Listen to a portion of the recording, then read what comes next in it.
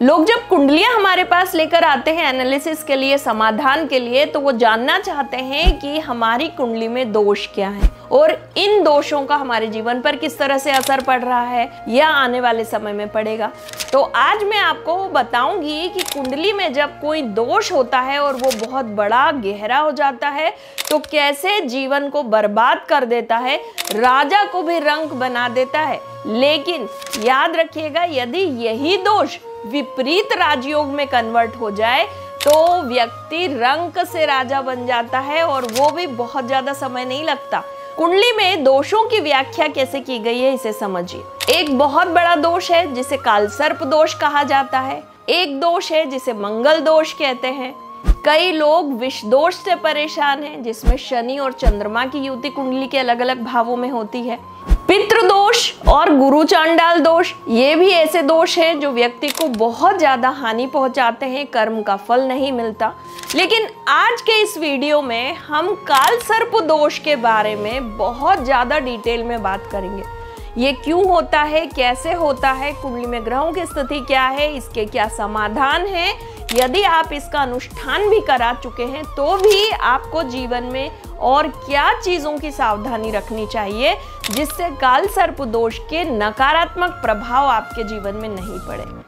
इसके पहले चैनल को सब्सक्राइब कीजिए, वीडियो को लाइक कीजिए और शेयर भी कीजिएगा क्योंकि इसमें बहुत महत्वपूर्ण जानकारी है जो आप लोगों तक पहुंचा सकते हैं। हम बात कर रहे हैं कालसर्प दोष की। जैसे इसका नाम है सर्प, काल यानी समय, सर्प यानी नाग और दोष यानी वो चीज जो आपको खराब कर सकती है, बर्बाद कर सकती है। कालसर्प दोष किसी भी कुंडली में उस समय लगता है जब सारे ग्रह राहु और केतु की एक एक्सिस के अंदर आ जाते हैं। राहु और केतु हमेशा कुंडली में 180 डिग्री पर होते हैं। यदि राहु लग्न में है तो केतु 7वें घर में होंगे। राहु यदि दूसरे घर में है तो केतु 8वें घर में होंगे। इसी तरह से ये एक्सिस 180 डिग्री की चलती रहती है। मान लीजिए किसी कुंडली में राहु और केतु के एक साइड ही पूरे सारे ग्रह यानी बाकी आपके 7 ग्रह आ गए तो फिर आपकी कुंडली असंतुलित हो जाएगी। इसका मतलब है कि बाकी जो 6 घर बचे हैं वहां ग्रहों की स्थिति नहीं है और ऐसी दशा में आपको उन घरों के जो परिणाम जीवन में मिलने चाहिए वो सही तरीके से नहीं मिलेंगे। यही कारण है कि इस कुंडली को असंतुलित माना जाता है और इसे कहते हैं कालसर्प दोष, क्योंकि राहु को सर माना गया है और केतु को पूंछ। तो जो सर और पूंछ के बीच में सारे ग्रहों कुंडली मारकर जिन पर बैठे हैं राहु केतु, इसे कालसर्प दोष कहा जाता है। कालसर्प दोष 12 प्रकार के भी होते हैं, लेकिन सबसे ज्यादा कालसर्प दोष का प्रभाव हमारे जीवन में क्या पड़ता है। यदि मान लीजिए कुंडली में कालसर्प दोष है, किसी भी घर में बन रहा है, लेकिन आपके जीवन में उसका क्या प्रभाव पड़ेगा ये समझ लीजिए। जिन भी लोगों की कुंडली में कालसर्प दोष बनता है, ऐसे सभी लोग बहुत ज्यादा मेहनत करनी पड़ती है। आप किसी भी चीज के लिए प्रयास करेंगे लेकिन आपको रिजल्ट दूसरों की तुलना में कम मिलेंगे। आपको एक्स्ट्रा मेहनत करनी पड़ेगी, एक ही चीज को कई बार रिपीट करना पड़ेगा, कई बार आपके सोचे हुए काम समय पर नहीं होंगे। ऐसी भी स्थितियां बनती है कि कालसर्प दोष में यदि ग्रहण दोष है, सूर्य और चंद्रमा की स्थिति भी खराब है, तो ऐसे लोगों को जीवन में अपमान का सामना भी करना पड़ता है और इमोशनल लाइफ भी ऐसे लोगों की बड़ी खराब हो जाती है। मैं आप सभी को एक बहुत बड़ा सुझाव दूंगी कि कई बार लोग कहते हैं कि कालसर्प दोष है, जाकर पूजा करा लीजिए। लोग किसी भी मंदिर में कहीं भी पूजा करते हैं कालसर्प दोष की, लेकिन कालसर्प दोष समाप्त नहीं होता और वही परिणाम आपके जीवन में मिलते रहते हैं। हमेशा याद रखिए, कालसर्प दोष का अनुष्ठान ऐसे स्थान पर होता है जहां ज्योतिर्लिंग यानी भगवान शिव और बहता हुआ जल या कोई पवित्र नदी हो। इसीलिए कभी भी कालसर्प दोष का पूजा या अनुष्ठान ऐसे स्थान पर कीजिए। और जब आप एक बार कालसर्प दोष की पूजा कर देते हैं, उसके बाद भी आपको लगातार हर साल में एक बार कहीं न कहीं अपने हाथ से भगवान शिव का अभिषेक ऐसे ज्योतिर्लिंग के आसपास जहाँ बहता हुआ जल या शुद्ध नदी है वहाँ जरूर करना चाहिए। यदि आप इसे लगातार 4-5 साल कर लेते हैं तो कालसर्प दोष का प्रभाव आपकी कुंडली से समाप्त हो जाता है।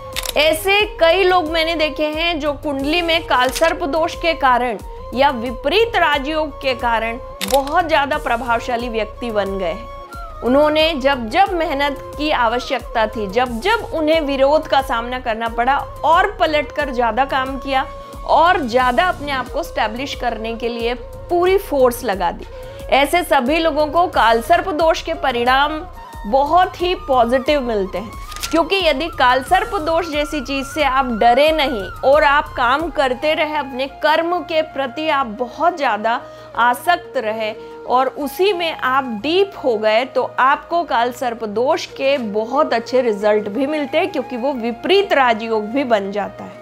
कई ऐसे बड़े फेमस पर्सनालिटी आप देखेंगे जिनकी कुंडली में कालसर्प दोष है, लेकिन वे समाज में बड़े प्रतिष्ठित हैं।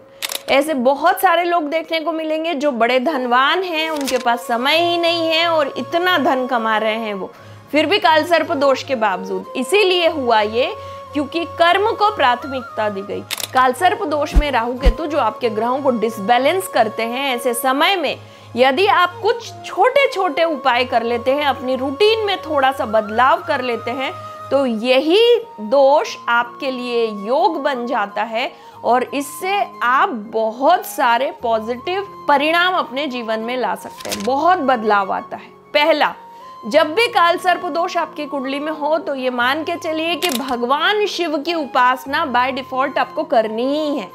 शिव भक्तों पर कालसर्प दोष का असर बहुत कम होता है। इसी बात से समझ जाइए कि भगवान शिव ने इस पूरे ब्रह्मांड को बचाने के लिए जिस कालकूट विष का धारण किया था या जिसे ग्रहण किया था, वो आपकी कुंडली के कालसर्प दोष की भी समाप्ति कर सकते हैं। तो शिव मानस पूजा का पाठ लगातार करना चाहिए जिन लोगों को कालसर्प दोष है। जीवन में एक बार अनुष्ठान कराने से नहीं समाप्त होगा, लगातार इसको 4-5 वर्षों तक हर साल कराइए। कालसर्प दोष आपका लगभग समाप्त हो जाएगा और पॉजिटिव हो जाएगा। कालसर्प दोष के बहुत महत्वपूर्ण उपाय, जिसमें आपको चांदी के नाग नागिन का छोटा सा जोड़ा बनाकर बहते हुए जल में नाग पंचमी के दिन प्रवाहित करना है। इसके साथ ही इसका एक मंत्र जो आप स्क्रीन पर देख रहे हैं, इसका जप भी कर सकते हैं, लेकिन इसे सिर्फ 6 महीने करना होता है। और भगवान शिव की उपासना लगातार एक ऐसा उपाय है जो आपको कालसर्प दोष से मुक्ति देता है। अपने कर्म के तरफ हमेशा प्रवृत्त रहना, हर स्थिति में ईमानदारी से अपना कर्म करना, इसका सबसे बड़ा उपाय है। ग्रहों की कितनी भी विपरीत परिस्थिति हो, आप अपने कर्म से चीजों को बदल सकते हैं। ऐसे और विशेष दोष और योग की जानकारी के लिए आप हमारे चैनल को सब्सक्राइब कीजिए। वीडियो को उन लोगों तक जरूर पहुंचाइए जिन्हें इनकी जरूरत है, और आपको ये जानकारी अच्छी लगी तो लाइक कीजिए। मुझे कमेंट करके बताइए कि आप और किन दोषों के या योग के बारे में, अपनी कुंडली की किन डिटेल्स के बारे में जानना चाहते हैं। ओम नमः शिवाय।